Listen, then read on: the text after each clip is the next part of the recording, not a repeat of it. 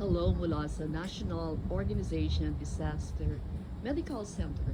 Ito yung sinasabi nilang pinakamalaking hospital sa buong Japan. It's a disaster medical center. Okay, nasa Tachikawa City, that's northwest part of Tokyo. At pupunta tayo sa Lawson, isa sa mga convenience stores here in Japan. Actually, ang gagawin natin ay kukuha tayo ng Juminyo. Okay? So, kanina nandun ako sa police station. Pinapakuha ko ng official documents. At kailangan natin ipakita ang ating cedula o kaya residence certificate. Okay. So, pinili natin ng English. Maraming mga lengguwahe yan. Certificate issuance. At kailangan natin itong issuance certificate. Confirm. Okay, confirm natin.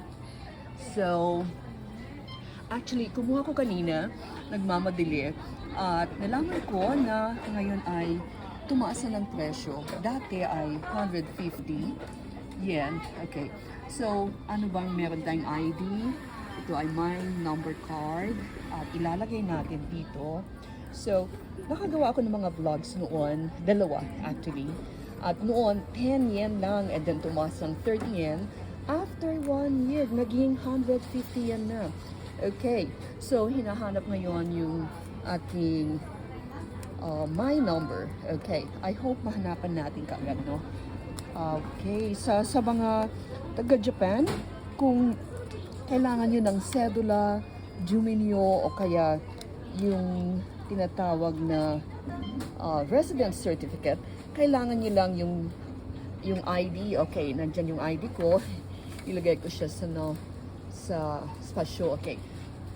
Hinihiling ngayon kung anong gusto mong certificates issued at your municipality of residence. Yes. Okay. At isang copy lang kukunin natin. Oh, I'm sorry. Kailangan pala i-delete natin. Kailangan ng secret number. Okay, ilagay ko lang yung aking secret number.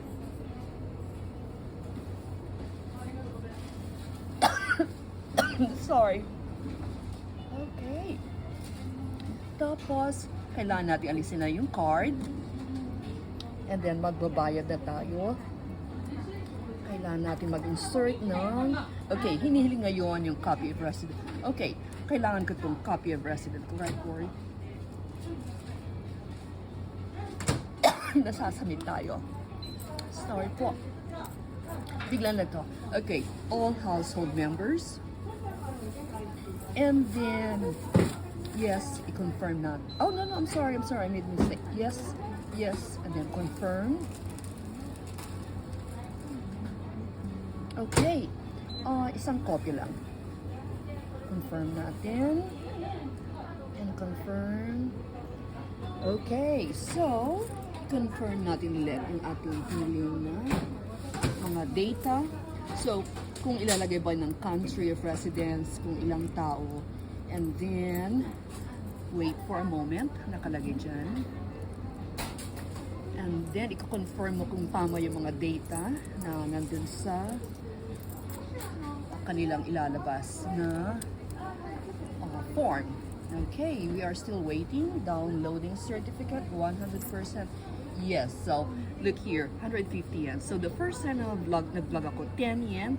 Tapos last year, 30 yen. Ngayon naman ay, okay, start printing. But kung magbabayad tayo, it's 150 yen. So my coin, start printing na yan. Yes. Okay, yes. So, printing in progress. Unable to refund now. Okay, hindi na ako makapag-refund kasi nga nag-yes na ako. Tapos, ayan, kabilis. So, okay, tapos na. At andito na rin yung resibo. Ganun lang kabilis ang kumuha ng Juminyo sa convenience store. Yung my first vlog ko ay sa my Family Mart. Ngayon naman ay dito sa my Lawson. So, any convenience store. Actually, I learned na mas mura sa my... Okay. So, I'll get a change. Please don't forget your card printout and Okay, that's just it, folks. Okay, stop the audio.